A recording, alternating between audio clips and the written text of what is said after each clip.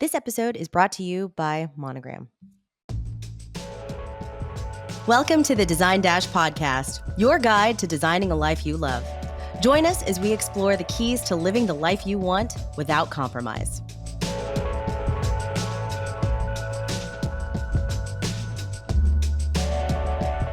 Hi, everybody. Welcome to Design Dash. I'm Melissa. I'm here with Laura, and I'm here with our guest, Diana Indries. And we're really excited to bring this guest on today because we're taking a little bit of a break from talking about business, and now we're going to talk about interpersonal relationships. So Diana is, and I'm gonna read this so I don't mess anything up.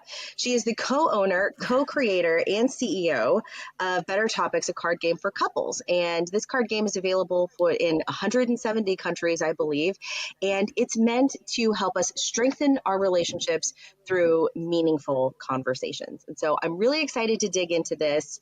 I actually have a friend who uses something similar like this on, I think, date 2 or date 3. And so I want to ask you about that because I want to make sure she's asking the right questions so I can tell her. But Diana, thank you for coming on.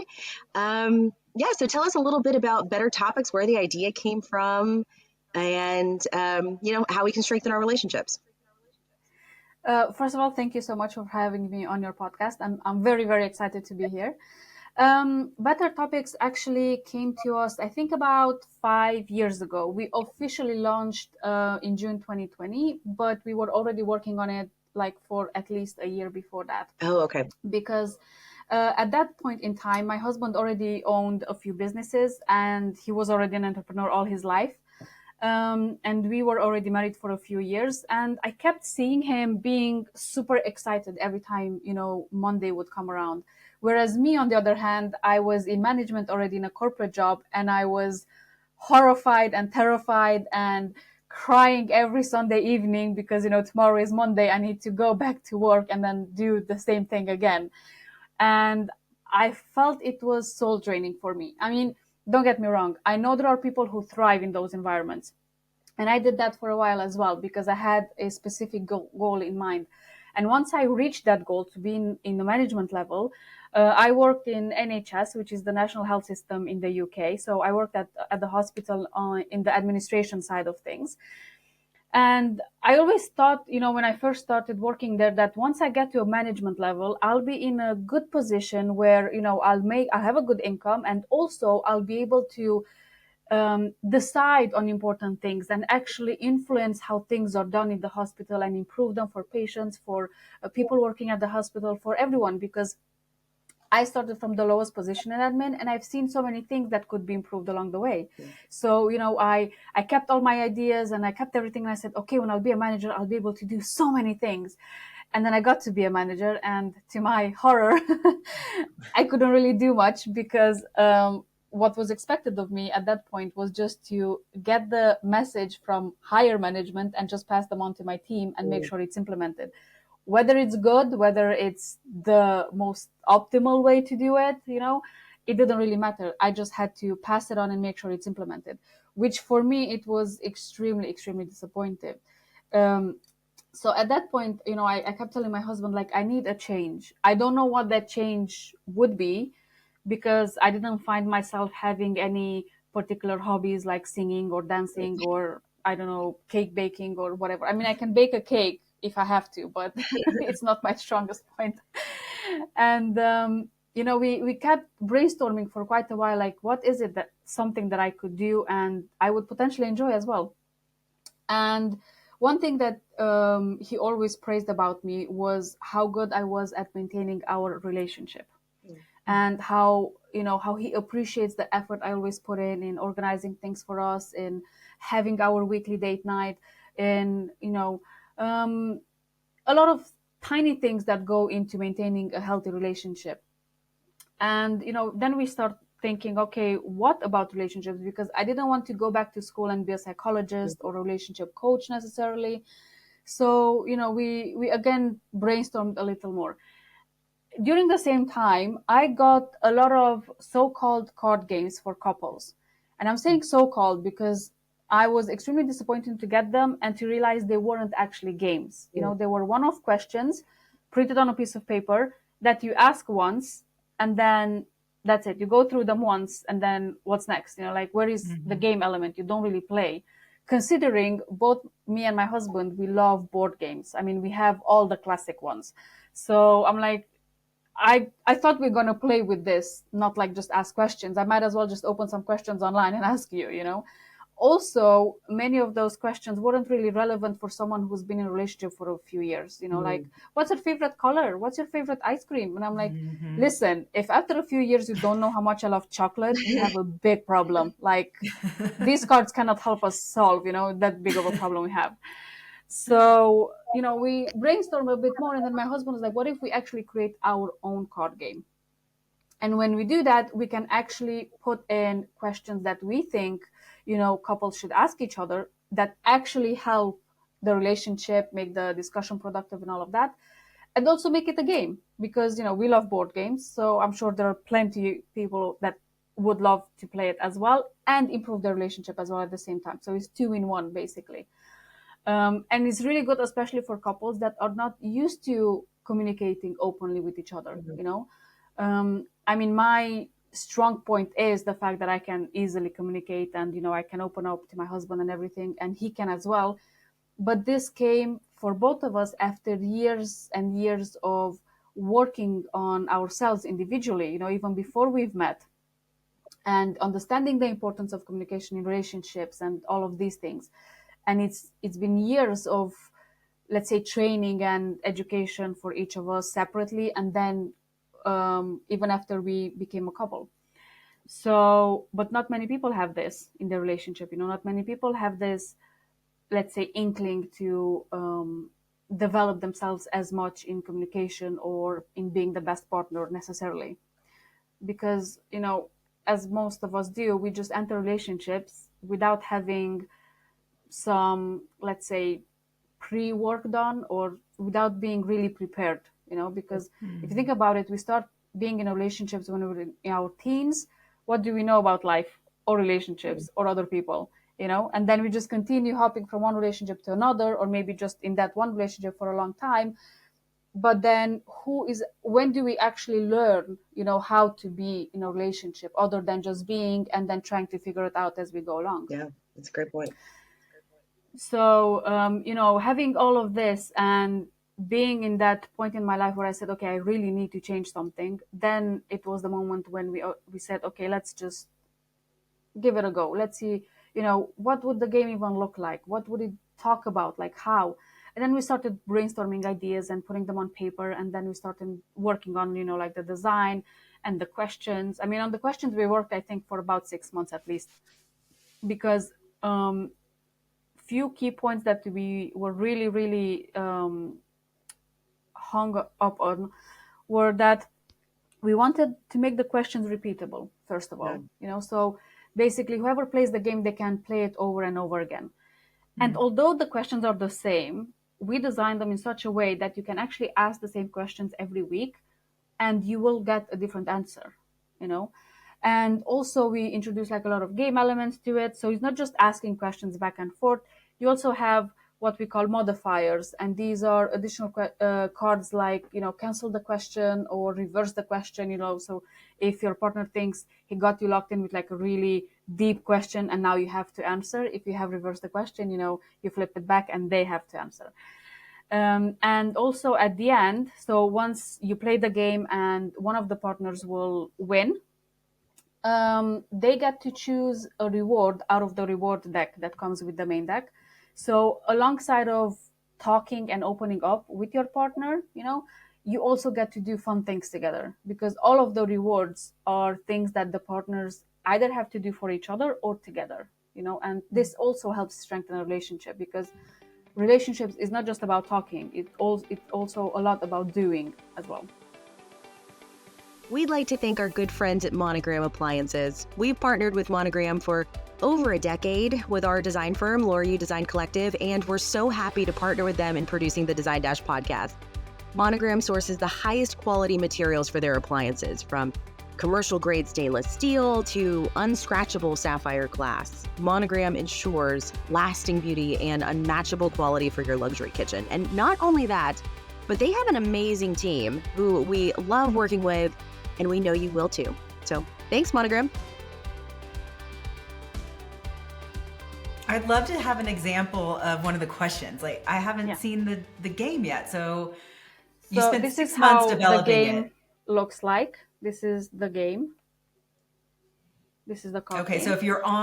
if you're not watching and you're listening, this is a very smart looking package with a beautiful logo, better topics. And I can't wait to get this. I don't know that I've never thought about playing a card game with my husband. We've been married 20 years. And I feel like we grew up together. We Yeah. got married young-ish. And so now I'm just like, I feel like anything I ask him, I would know the answer. But maybe I'm wrong. Yes, but as the other games I was talking about, the questions you're thinking about are the very generic specific questions like favorite color, Mhm. favorite car, favorite food, favorite whatever, things that you already know about your partner. This is why most of the games that are out there are not really effective because you kind of know the answers. What's the point in going through them again? I mean, maybe it would be a point in case of, do you still like chocolate as much as you used to? That would be a good question The after answer is 20 years yes. of it. But other than that, and at the end of the day, this is not crucial for relationship. It might be helpful, in your husband knowing what gifts to give you, but other than that is not crucial. Like if he doesn't give you a chocolate once in a while but then he does something else that you love, I'm sure you would be happy with that too. So one question that I really like, now bear in mind there are some deeper questions but there also are some lighter ones as well, and for those who get the game and get a bit put back about the more difficult questions because they are afraid that their partner might not be willing to answer them yet, might be too deep for Mhm. them, they can actually remove the difficult questions and play the game with the lighter ones because we have so many and we designed the game in such a way that you can actually remove questions and still play the game. It still comes out very well. And you can introduce the questions later on or introduce them one by one. Once your partner gets used to playing more and more and opening up, you can then, reintroduce the more difficult questions as well. And also just keep, the game more interesting as well. So one of my favorite questions, there are two actually, because they're like sister questions, let's say, is when did you need me most last week and I wasn't there? You know, because Okay. what Hmm. we go through during a week differs from one week to another, first of all. Second of all, even if you work with your husband closely, they might still go through something or they might still perceive a situation in a different way that you did, you know and maybe you don't realize that in certain situations your partner needs you there as a support, maybe, or as help, or as whatever it is that they need you for. And the sister of this question is, when did you need me to give you more space last week and I didn't? you know like, Mhm. especially if you have a family, you have kids, you have everything, you do need a bit of space for yourself, and your partner is the best person to help you create that space for you, even if it's just a couple of hours to, I don't know, just sit and stare at a wall, but at least you don't hear your child screaming. Exactly. you That know sounds great. even just to, I don't know, go and have your nails done or whatever it is. Or for example, this morning my husband actually sat with our young daughter and I actually went for a walk for an hour, and that was amazing. I could listen to a podcast. It was nice outside. I just had a relaxing walk. I came back and I was so much more present because of it, with my daughter, with my husband, with everyone in the family, and it counts more than people realize, actually, to have a bit of alone time. So I think even if people would just ask these two questions regularly, I think it would make such a difference in so many relationships. But then there are so many other questions, that are so good as well that it's difficult to pick. But these are my two favorite ones. Hmm. Those are really good ones, and now I can see how it's replayable by asking those kinds of Mhm. questions. Can new couples play it also? Because as I was saying before, so my friend Jennifer, she's kind of crazy. Like she puts her dates into a spreadsheet, so she's asking them questions, like date two or three. I like obviously those questions wouldn't work because these she's in a new relationship. But does this game still work for newer partners? Yes, yes, it actually does. Yes, because although so these questions that I just said, they are perfect for let's say couples that have been together for a while and they have a bit more history together. But they can flip it. Or again, if they think that these specific questions don't really relate to them because they are very at the very beginning of a relationship, they can just take them out and they can use other questions. I mean, let me just go through the deck and let's see what other questions are there. Oh yes, for example, a question is, who is someone you admire but haven't told me about yet? This is really good, especially for people that are at the beginning of a relationship, mainly because it shows the other partner what do you appreciate in other people. Yeah. Like, why do you admire that person? Have they done something? Do they have like any specific characteristics? Like, is it a sports person? Is it like just a random person that just did something? And that helps you understand the other person a lot better. Another question is, let me just find one.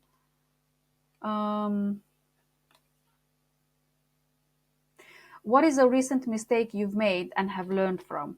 Again, this is a repeatable question, and this as well helps you to know the other person, And even when you've been together with someone and you kind of can guess the answer, sometimes you might even be surprised. Because, for example, we had this friends of ours, they've been married for 32 years. And when we got the game out first time, we asked them to play it and to give us some feedback, because obviously my husband and I created the game, so we see it as our first baby together, and we are a bit biased towards it, But then we wanted to see other people's feedback as well, to see, well, how can we improve it? How can we make it, so more people can play it? It's not just the super specific niche type of couples that can play it. And, first they said, we've been married 32 years. It's not much that we can learn about each other at this point. It's like, we know everything. I'm like, okay, I understand, but can you just play it and give us some feedback? It's like, I need some other people's opinion on it as well. Mm-hmm. And it was quite surprising because they came back to us and they were quite surprised as well after they played the game, because they said, we know a lot of things about each other, but asking these questions and in this way we never thought about, and we actually discovered more things about each other, and more, let's say, more recent things as well, and daily struggles that they go through and they need help with, and all sorts of things. And they were quite impressed that even after 33 years they could still find out new things about each other. So Yeah. it was quite good. Well, I think sometimes you can take your partner for granted in that sense, not in like a terrible way, but it's just like, of course, we know so much about each other. Like, we're with each other all the time. We love each other. Like, We're I don't need finishing to each ask other's you. sentences. Yeah. Yeah, I don't need to ask you those kinds of questions. But then sometimes, and my husband and I are obsessed with each other, but sometimes we'll go out to dinner and we just end up talking about the kids, or we'll talk about work. And I'm like, I don't want to talk about either of these things right now. I want to talk about you. And Exactly. it's hard to find a place to start, I think. That's the thing. Most people don't know even where to start, because every couple therapist or coach, they're like, oh, communication is so important in a relationship. I'm like, okay, it's good, but how do you start? Yeah. Like, what's the first question you start with? What should you ask? When? How? And also, when we worked on the questions, we wanted to make them to have like a positive tense to it, like so, and also in a way that they are never, let's say, blameful in any way, or they never put your partner on the spot, even if it's something negative that they want to share or talk about, it's never blameful towards them, like, why did you do that, why or how, it's always, what did you learn from it, or what do you think you should do, or these type of questions that are not directly accusing them of anything. It's not it cannot really provoke an argument. I mean, unless there are some, baggages there and they can't wait for, to dig them up and then throw them in each other's face. But other than that, it's very difficult with these questions to actually start having an argument because of the way we formulated them.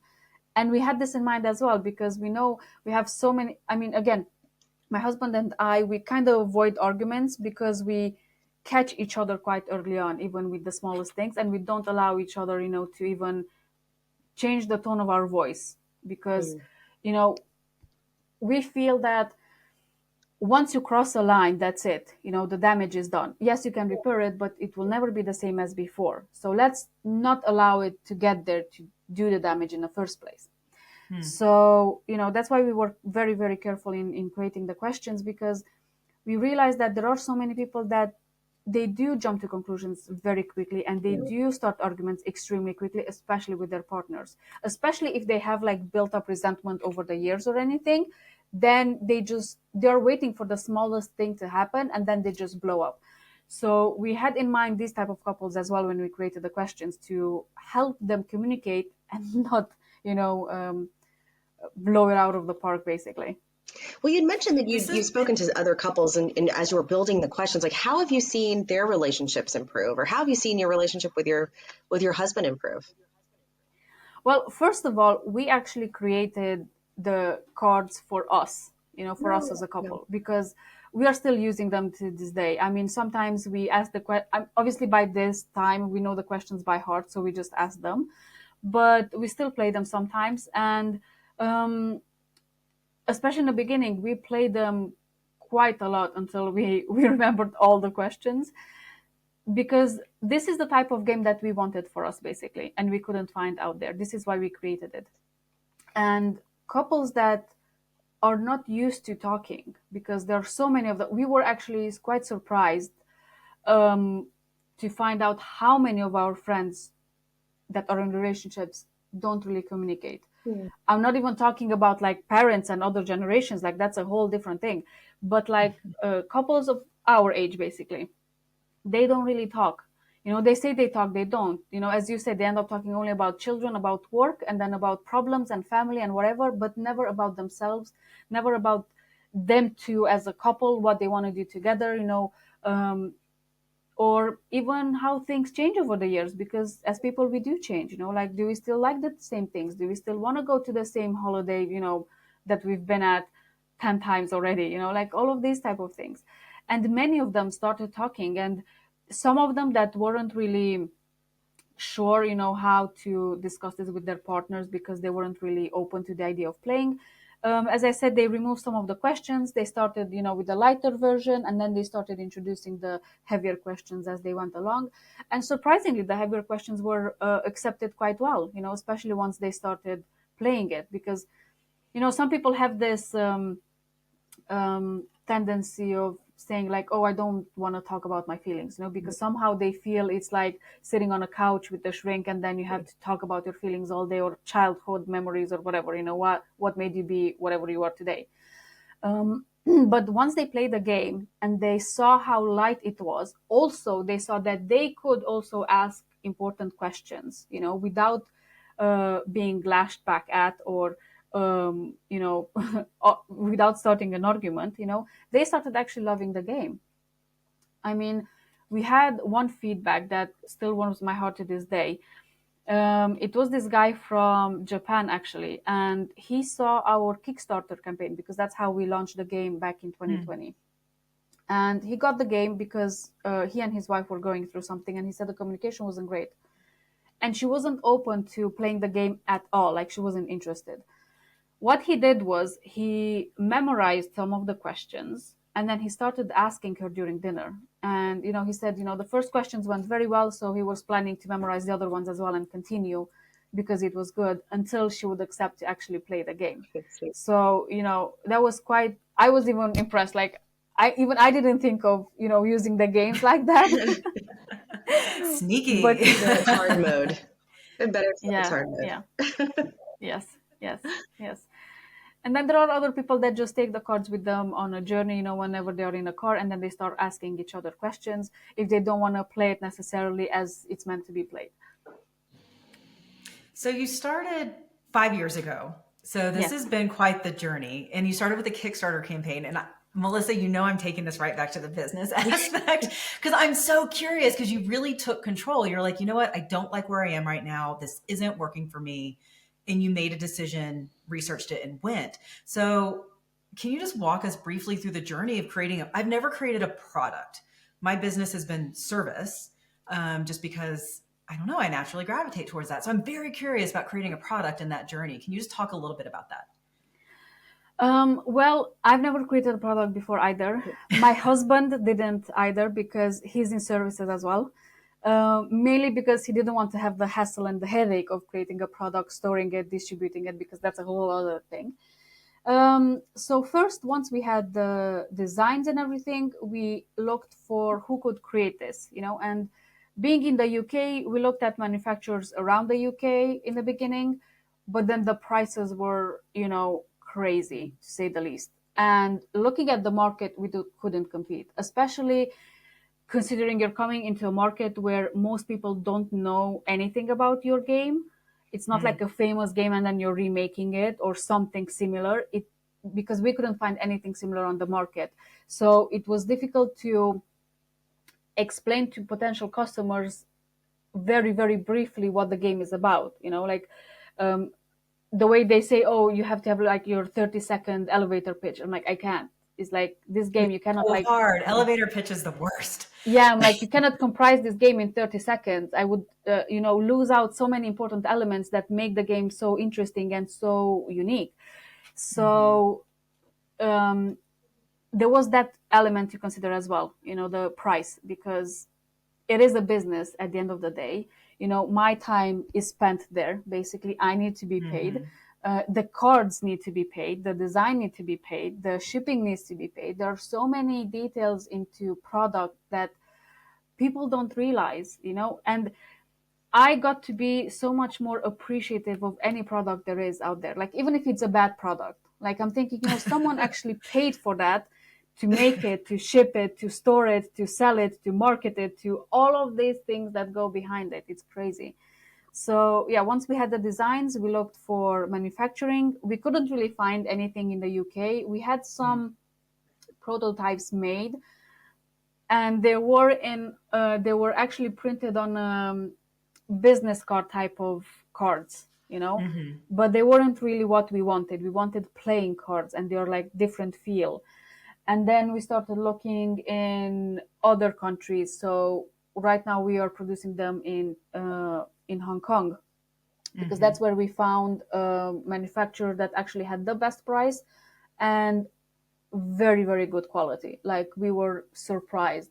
And even when you find them, you have a lot of back and forth, and discussing the designs, how this would look better, like this and that. And then we were also very keen on not having plastics on our cards anywhere, and we don't. And although the boxes are quite shiny, it's actually a polish that goes onto them, not plastic. So it's a lot of detail that goes into them. And then because at that point we were still in Europe, in the European Union, you have certain regulations that you need to meet to be able to sell products within the EU. So there are games, there are card games, there are card, what are they made of basically, and Oh my everything gosh. has to be And at no point you were, this is like, I would be discouraged at some point because this is so many hoops to jump through. Yes, yes. By that point we were so deep and I couldn't back off. Because I think, if someone would have said you have to go through all of these things, I would have been like, okay, I don't know if I actually want to do this. Like, I don't know, maybe not. But So the you don't ignorance know. worked in your favor. Yes. Not knowing was best, because, if I would have known, maybe I would have not started it. And this was, so actually we had the designs, we did the landing page and everything for the Kickstarter campaign. We had the campaign, and then we started producing them, which was quite helpful because we had some money to start off with, basically, instead of investing our own money. And also we had some, what do you call it? I can't remember the name. Where the market actually tells you that the game is good. So we had some testimonials as well, and we had some proof, that there is interest in this product, which also helped as we marketed the product later on. And then we had the games produced and shipped to the UK, which was another hurdle to pass because we were mid-COVID when we launched, because we said, oh my God, so many couples are physically locked in with each other, and this is the best time when they could actually use the game. A lot of talking. Otherwise they'll get divorced. Like, I mean, you can binge, on Netflix, but for how long? Like, even those movies will end at some point. I wonder how many marriages you've saved. I wonder as well. Seriously, this is a big goal. Yeah. That's a good point, actually. I never thought of that.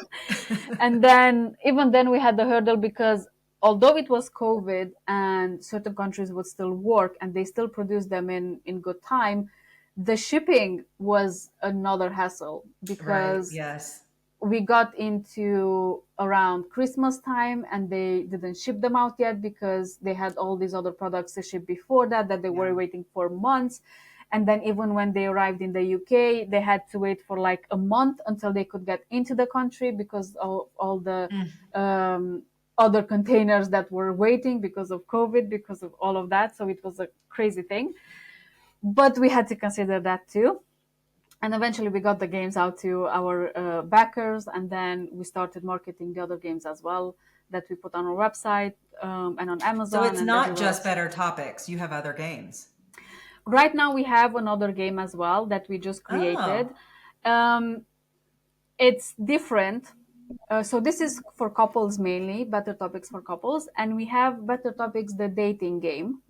And this is very, very there you good go. for That's for people who are, Jennifer. Yeah. yes, yes, and I will explain you why. So that game, we created it together with a high school teacher from Denver, Colorado, because he reached out to Oh. us because we were the only game that was somewhat similar to what he had in mind.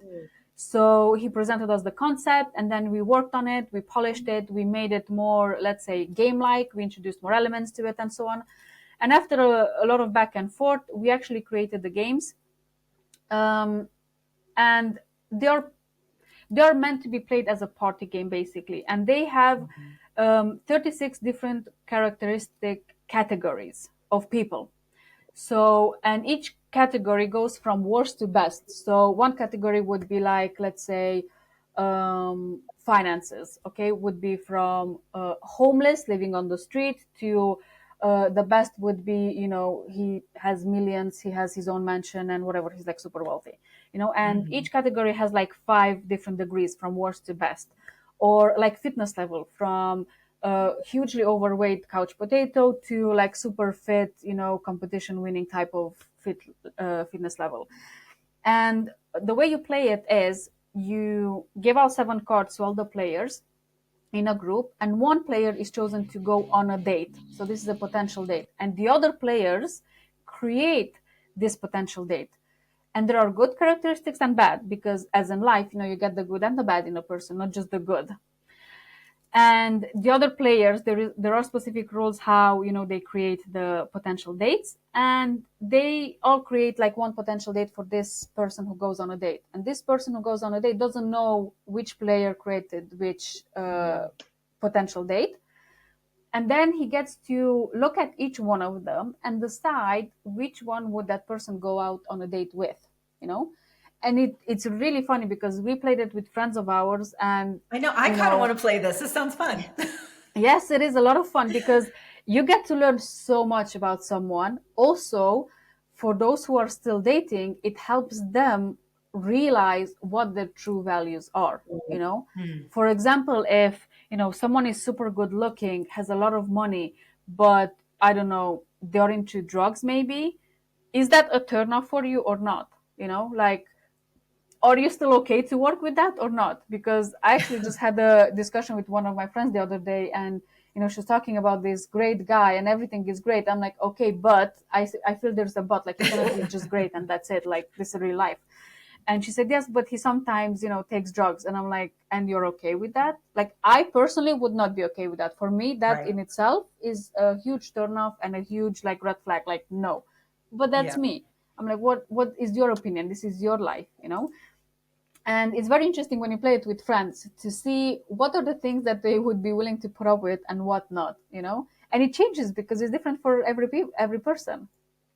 Oh, that sounds like fun. And Yeah, it's other person will also, love that. I'm gonna get that. yeah, and it's so the main idea in creating the game was to help especially teenagers in picking out their partner better, Mm. because especially as teenagers, or whenever these kids start having relationships, they don't tend to look at the other person as deeply. They just look, oh, they smile, or I don't know, she wore a short skirt or whatever, her hair is long, I don't know, whatever their criteria are at their age. But this game actually helps them look deeper than the surface, at more important things. Because as this teacher that we work with put it, he said, many of his students used to go to him for like relationship advice and everything, and he would like, tell them like, no, there is this book, there is this article, but as teenagers they would never read. Like, come on, they just need, especially with TikTok today, they just need everything in 5 seconds or they don't listen. So he realized that by playing games with them, they do pay more attention. So that was the reasoning behind creating the game. But we found that it actually works very well with, let's say more mature people as well, not just teenagers. Well, that's a great place to end it. Laura, did you have some good rapid fires? I do. Okay. So keeping with our topic, I really should have just had the card game. I could just like pull some cards really quick. But what is your favorite date night right now with your husband? Right now, our date nights are quite simple. We do have them regularly, which is very, very important. And I would urge everyone to have them, like, put them in your calendar. Otherwise they don't happen, especially if you're an entrepreneur. If you don't make time for it, it will never just happen by itself. My favorite date night is, I don't know, just to go out, the two of us. And there is a favorite place that we have in our city that's high up and you can see the whole city from there, especially at night. It looks really good. And I love to have just some takeaway and sit there in a car and eat and just talk and look at the city. I just love that. It's simple, but it's so effective. Okay. Favorite vacation spot? Wow. I know this will sound very corny and cheesy, but every place that I've been with my husband, I love. I would say Paris though, because that was our first vacation together and it was a surprise for his birthday. And to this day, a lot of things happened during that vacation that if we would have wanted to schedule them, it would have not come out that well as they did. So Paris. Okay. And last question, brand of chocolate, since that's been such a topic. Well, brand of chocolate is difficult to say. I would say I like dark chocolate more than milk chocolate. Oh my That's God. The darker the better. Okay. Like if it's just cocoa and I could just inhale that, I would. Wow. Okay, that's shocking. Milk chocolate girly all the way. But I like that too. But my husband loves milk chocolate. He's not very a chocolatey person, which I don't understand why. Like how is that possible? Yeah. But if he would have chocolate, he would have milk chocolate, definitely. And he knows I love dark chocolate. So every time he has something that is very, very chocolatey, his first thought is like, oh, Diana would love this. Well, thank you so much for doing this. And the product is Better Topics, but where can our listeners find you on socials? They can find us at bettertopics.com. The second game will be put up on the website shortly. It's just that I've been off a bit with my brand new baby, so I needed some time to adjust to new life. Awesome. So everything is at bettertopics.com. Oh, great. Perfect. Thank you so much, Diana. We loved having you. Go out and buy Better Topics, everybody. Strengthen your relationship. Thank you so much for having me. Bye, everyone. Thank you for listening. Make sure to check out our next podcast, coming live next week on Spotify, Apple Podcasts, or wherever you get your podcasts. In the meantime, you can find us and more wonderful stories like these on DesignDash.com. And make sure to follow us at Design Dasher on Instagram and TikTok. Till next time.